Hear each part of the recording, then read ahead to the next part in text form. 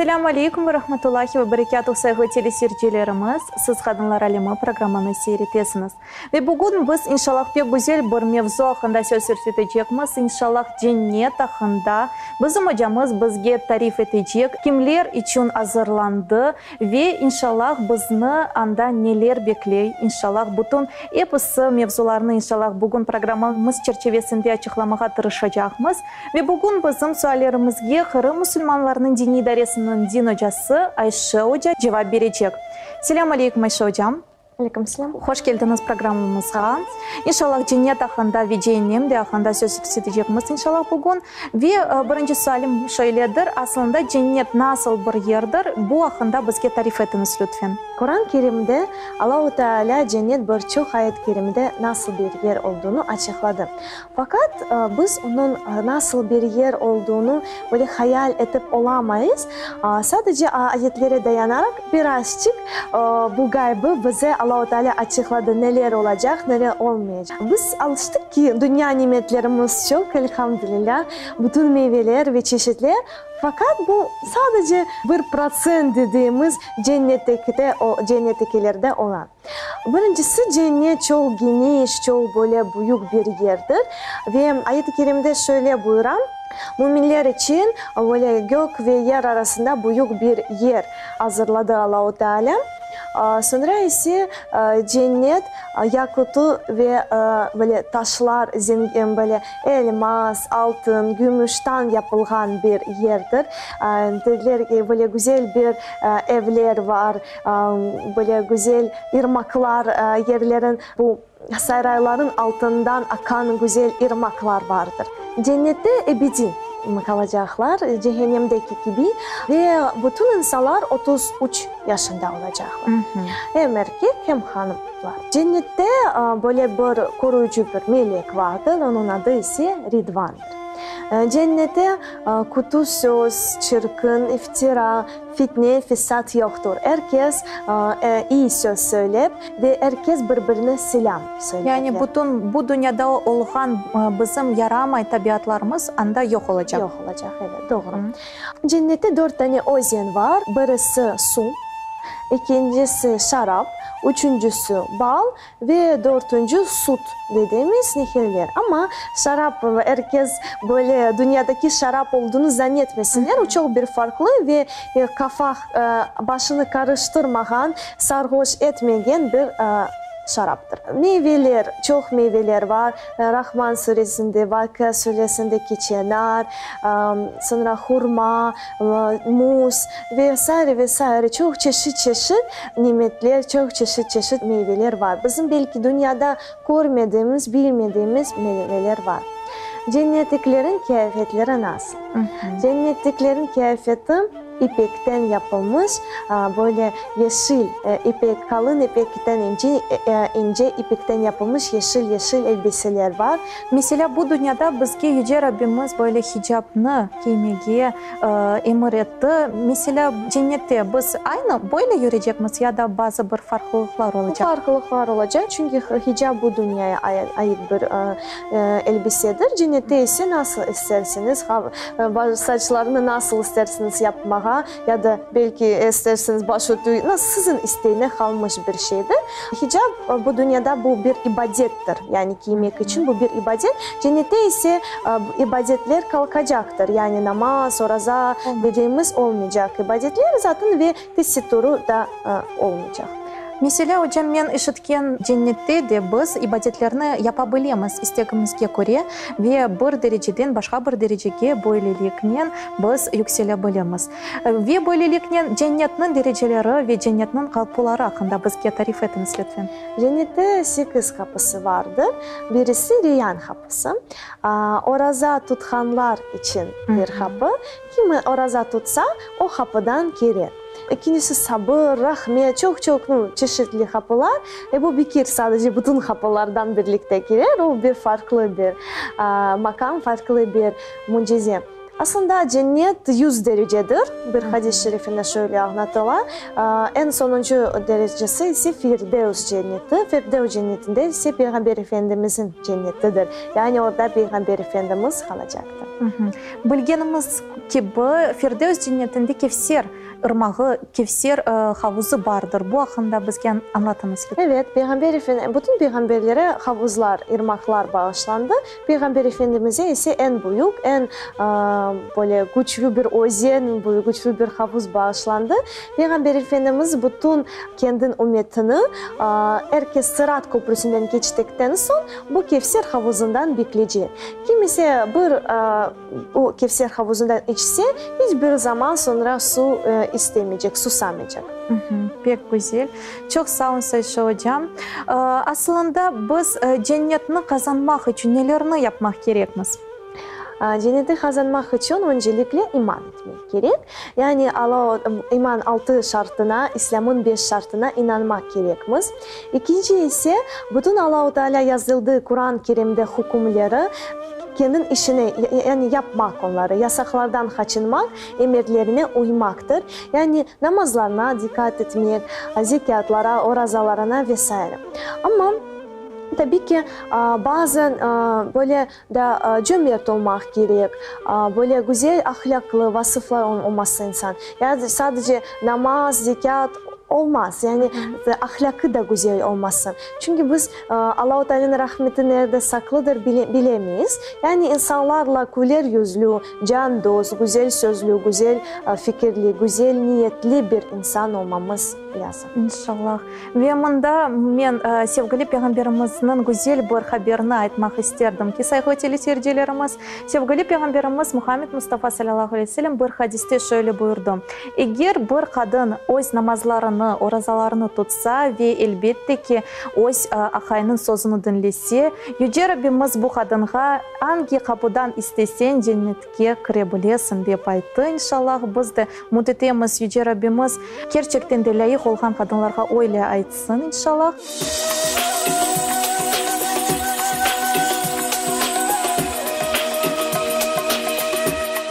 Kırım'da İrfan adlı yanı Müslüman internet radyosu açıldı. İrfan radyosu Kırım Müslümanları dini idaresi desteğinin öz işini başladı. İrfan radyosu İslam dini hakkında malumat bergen ve Müslümanların hayat tarzını ifade etken radyodur.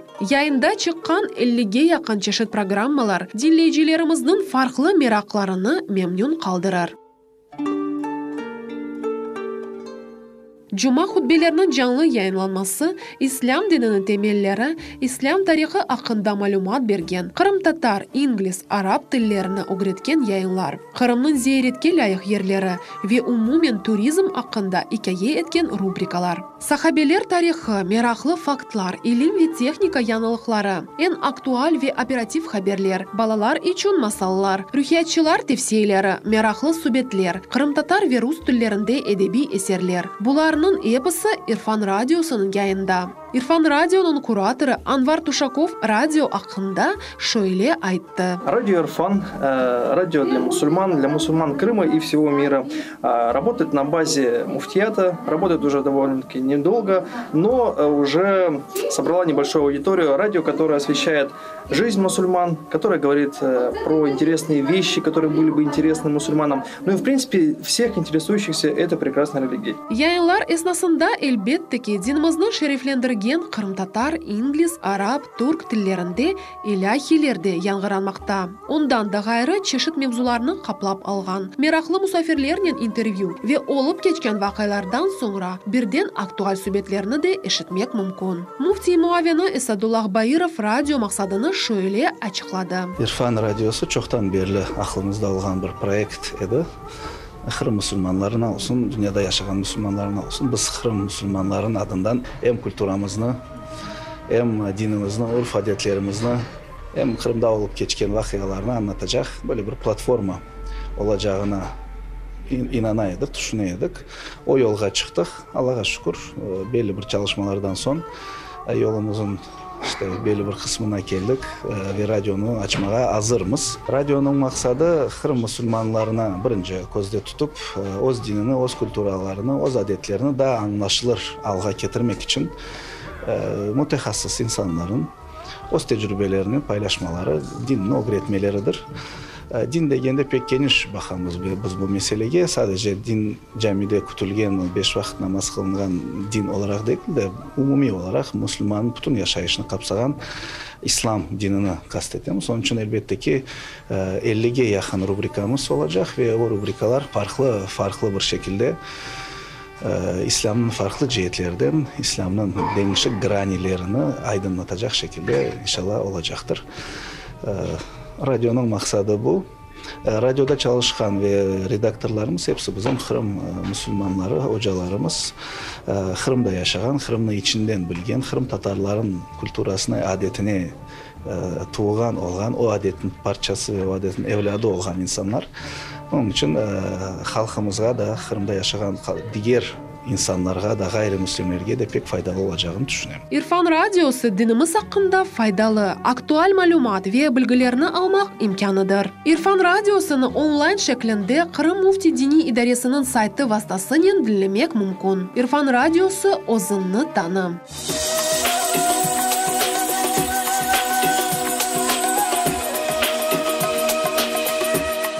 Ayşe hocam, gerçekten de cennet pek güzel ve pek büyük bir yerdir. Çok sağ olun anlatkanınız için. Ama biliyoruz ki cennetin yanında cehennem de vardır. Cehennem hakkında bizge de anlatınız lütfen.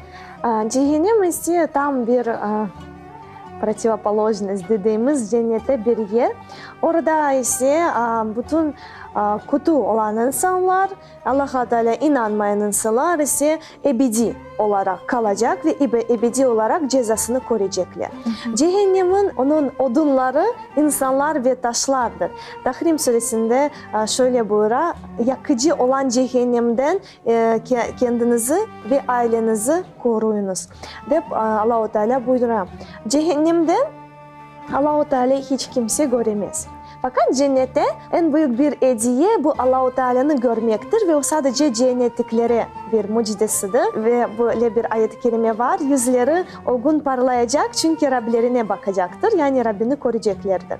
Cehennemde ise böyle başka bir durum. Onlar hiçbir zaman Allah-u Teala görmeyecekler. Cehennem böyle kat vardır ve en tipte münafıklar kalacaktır. Yukarıda ise yani belki günahı çok olan ama sonra inşallah Allah-u Teala'nın izinden cennete gelecekler. Böyle var bir hadis-i şerif. İnsanlar herdal tanesi, küçük bir buğday tanesi iman olsa yine inşallah cennette olacak. Belki günahları cehennemden yaktıktan sonra o cennete gelir. Bu hepsi Allah-u Teala'nın rahmetine kalmıştır. Belki hemen cennetine gelir. Belki o hayatında böyle bir iş yaptı ki çok büyük bir sevap kazanıp inşallah cennetini kazanacaktır. Cehennemdeki yiyecekler ise zakum ağacıdır. Zakum ağacı dediğimiz böyle bir dipten ösken bir ağaç. Meyveleri ise şeytan başı gibi bir meyveler. Sonra herkes susacak ve su isteyecek ama sudan başka böyle kaynar su ve irin dediğimiz bir içecekler olacak. Cehennemde böyle bir şey ola. Yani biz biliyoruz ki eğer bir insan ateşte yaksa bütün deriler kete ve sonra ya da vefat etti ya da eğer böyle çok az ama orada deriler yenilecektir. Yani deriler bu ten da dediğimiz onlar bu ateş yakar. Sonra Allah-u Teala geri bu tenini verir ve bu azap ise sona kadar devam edecek. Ve böyle cehennem hakkında Peygamberimiz sallallahu aleyhi ve sellem şöyle buyurdu. Ve cehennem 1000 yıl yandı ve kıpkırmızı bir ateş oldu. Sonra daha 1000 yıl yandı ve bembeyaz oldu. Sonra daha 1000 yıl yandı ve simsiyah oldu. Şimdi ise simsiyahtır. Cehennem de çok geniş bir yerdir. Ayet-i kerimde şöyle var. Sen doldun mu? Cehennemi Allah-u Teala soracak. O dedi daha var, daha bir deyip böyle söyleyecek. Aslında bu cehennem Allah-u Teala bizi korusun. Biz hepimiz böyle ayetlerini okuyup geçemiz de ama bunu bir an düşünsek, bir an böyle yani bunun hakkında okusak bu bizim için çok böyle güzel bir nasihat olur. Çünkü yani bir dakika eğer ateşin üzerine elimizi koysak ne kadar dayanabiliriz ki? Orada dayanmak çok zor olacak. Gerçekten de Allah saklasın. Gerçekten de pek korkunç bir yerdir. Hocam şimdi siz bizge amel defterimiz, yani yapgan işlerimiz hakkında bizge daha da tafsilatlı bir şekilde anlatıp olursunuz mu? Yani böylelikle biz yaxşı amellerimizni kazanamız ve sonra kıyamet günü bu yaxşı amellerimizle ve yaramay amellerimizle Yüce Rabbimiz katında duracağımız. Sonra ne olacak? Bu amel defterleri dediğimiz melekler, kiramen katibin melekleri eğer kun bize not alırlar. Yani günah ve sevap. Kıyamet gününde amel defteri sağ koluna düşse insan sevinsin çünkü cennetliktir. Eğer sol koluna ve arkana gelse cehennemliktir. Da böyle bir mizan terazilerimiz var. Onlar ise çoğu böyle güzel bir teraziler ve ölçecekler sevapları ve günahları.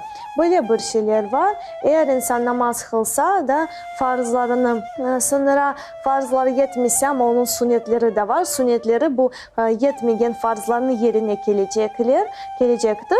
Ve böyle bir Subhanallahi ve bihamdi Subhanallahi vel azim dediğimiz bir zikir vardır.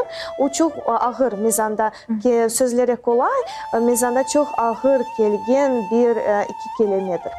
Anlaşıldı. Yani böylelikle sevapları çok olan insanlar cennetke kirerler. Sevapları az olan insanlar Allah saklasın cehennemge kirerler. Ya sevapları ve yaramay işleri aynı bir miktarda olan insanlar neler onlarını bekliyor? Onlar arafta kalacaklar. Bu cehennem ve cennet arasındaki bir yerdir. Ve onlar için peygamberler şefaat edecekler ve inşallah ise cennette onlar da olacak. İnşallah. Çok sağ olun Sayşe hocam. Ve gene de cennetke kaytağımız. Bilemiz ki cennetten kokusu pek güzeldir, pek böyle yayılgan bir kokudur. Bu hafta bizge de tafsilatlı bir şekilde anlatınız lütfen. Evet, cennette çünkü herkes güzel işlerle meşgul olduğu için cennette tabii ki güzel kokusu olacak ve güzel bir meyveler, ağaçlar, çiçekler, bu hepsi bu misk, bütün bu cennet kokusunu her yere yayacaklar. Ama insanların da vücuttan bizim kendimiz öyle tuvalet dediğimiz ihtiyaç olmayacak. Bütün terisi misk kokusu olarak çıkacaktır. Anlaşıldı hocam. Böyle küçük yaşta olgen balacıklarını ne bekliyor? Cennetke girecekler mi? İnşallah onlar da arafta kalıp sonra da inşallah cennete gelirler. Ama biz dediğimiz gibi küçük yaştan olsun, büyük yaştan olsun herkes aynı 33 yaşında olacak. Anlaşıldı. Çok sağ olun Sayşe hocam. Ve sonunda böyle Allah saklasın cehennemge düşmemek için nelerini yapmak gerekmiz biz? Tabii ki Allah-u Teala'dan bize yasakladığı şeylerden sakınmak gerekmiz. Haramlardan uzaklaşmak gerekmiz.